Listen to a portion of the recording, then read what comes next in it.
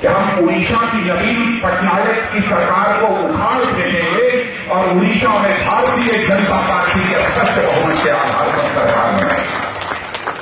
मैं बधाई देना चाहता हूं ज्वल राव जी को कि दो अहम सवाल जो केवल उड़ीसा राज्य से ही नहीं बल्कि हिंदुस्तान की जनता से जुड़े हुए सवाल हैं, वो भ्रष्टाचार का सवाल है और काले धन का सवाल है।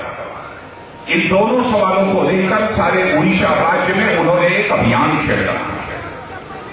बहनों भाइयों, राजनीति की जानी चाहिए तो यह मूल्यों की राजनीति की जानी चाहिए, वसूलों की राजनीति की जानी चाहिए। राजनीति धन कमाने के लिए कभी नहीं की जानी चाहिए। और मैं तो यह कहना चाहता हूं, लंबे समय से मैं भारत की राजनीति में काम कर रहा हूं, लेकिन जिस दिन इस दामन के ऊपर कोई भ्रष्टाचार की दाग लग जाएगी, उस दिन इस राजनीति को ठोकर मारकर मैं घर बैठ जाऊंगा, लेकिन जनता के सामने कभी चेहरा दिखाने के लिए नहीं आऊंगा। लेकिन आज बड़े बड़े भ्रष्टाचार के आरोप राज्य सरकार के मुख्यमंत्री के ऊपर लग रहे, मंत्रियों के ऊपर लग रहे, भारत देश के प्रधानमंत्री के ऊपर भ्रष्टाचार के आरोप लग रहे, लेकिन कानों पर जूं तक नहीं दे रही। और मैं कहना चाहता हूं, बहनों भाइयों, यदि आप गरीब हो और मेरे नौजवानों यदि आप बेरोजगार हो, तो आप अपने बदकिस्मती से गरीब और बेरोजगार नहीं हो, बल्कि आपको गरीब और बेरोजगार उन राजनीतिक पार्टियों और उन नेताओं ने आपको गरीब और बेरोजगार बनाया है जिन्होंने हिंदुस्तान की धरती पर इस आजाद भारत में भ्रष्टाचार को पैदा किया है। और आपके पसीने की कमाई को यह हिंदुस्तान के बैंकों में न रखकर बल्कि दुनिया के विदेशी बैंकों में ले जाकर जमा कर रखा है। ऐसे नेताओं ने आपको गरीब बनाया है, आपको बेरोजगार बनाया। इसलिए मैं कहने आया कि बेरोजगारी और भ्रष्टाचार का सवाल ये बहुत बड़ा सवाल है। सबसे पहले संसद में, लोकसभा और राज्यसभा दोनों सदनों में भारतीय जनता पार्टी ने भ्रष्टाचार के मामले को उजागर किया, लेकिन सरकार हमारी बात सुनने को तैयार नहीं। लेकिन हम लोगों ने भी ठान लिया कि हम तब तक भारत की संसद को नहीं चलने देंगे जब तक कि भ्रष्टाचार के मामले में जांच सरकार के द्वारा नहीं कराई जाएगी, तब तक हम संसद की कार्रवाई को नहीं चलने देंगे। और पूरा शीत सत्र, विंटर सेशन हम लोगों ने नहीं चलने दिया। मजबूर होकर सरकार को ज्वाइंट पार्लियामेंट्री कमेटी, संयुक्त संसदीय समिति का गठन करना पड़ा। और आप आज देखिए कि हम लोगों के दबाव के कारण, भारतीय जनता पार्टी के लोगों के दबाव के कारण सरकार मजबूर हो गई जांच कराने को। और आज कई मंत्री दिल्ली में तिहाड़ जेल की हवा खा रहे, कई अधिकारी तिहाड़ जेल की हवा खा रहे, और यह संख्या दिनों दिन बढ़ती जा रही है।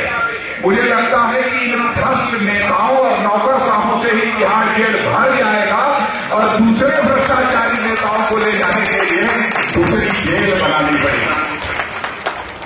ऐसे हालात किस राजनीतिक पार्टी ने पैदा किए हैं? ऐसे हालात यदि किसी ने पैदा किए हैं तो कांग्रेस ने पैदा किए।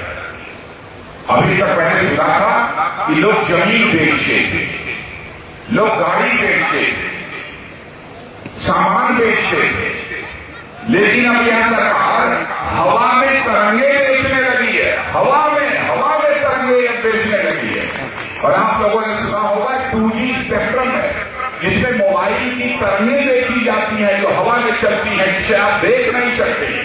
आपको मालूम है दिल्ली की बैठी हुई सरकार ने 1,76,000 करोड़ रुपए, 1,000 करोड़ नहीं, 1,76,000 करोड़ रुपए का घोटाला किया। और इस मामले को इस देश में आप लोगों की पार्टी, भारतीय जनता पार्टी ने ही संसद में उठाने का काम किया, तब जाकर उसमें जांच हो रही है। और एक मंत्री जी हैं सरकार के, जिनका नाम है राजा। आज राजा साहब तिहाड़ जेल की हवा खा रहे हैं। उन मंत्री को जेल भिजवाने का काम यदि किसी ने किया है तो भारतीय जनता पार्टी ने किया है। और कई अधिकारी भी आज जेल की हवा खा रहे हैं। हवा में तरंगे बेचने में पैसा था तो इन्होंने सोचा कि ये हिंदुस्तान की गरीब जनता, पटनी की गरीब जनता, उड़ीसा की गरीब जनता, यदि हम जमीन बेचेंगे उसमें घोटाला करेंगे तो देख लेगी, समझ लेगी। लेकिन यदि हम हवा में तरंगे बेचेंगे तो यहाँ की कम पढ़ी लिखी जनता शायद उसे समझ नहीं पाएगी और हम जितना लूटना चाहेंगे हम उतना लूट सकते। यह हालत करिए। और आज आप सुन लीजिए, ऐसे ही तरंगे बेचने के मामले में एक दूसरे मंत्री भी अभी जेल जाने वाले हैं। अभी भारत सरकार के वो मंत्री हैं जिनका नाम है दयानिधि मारन।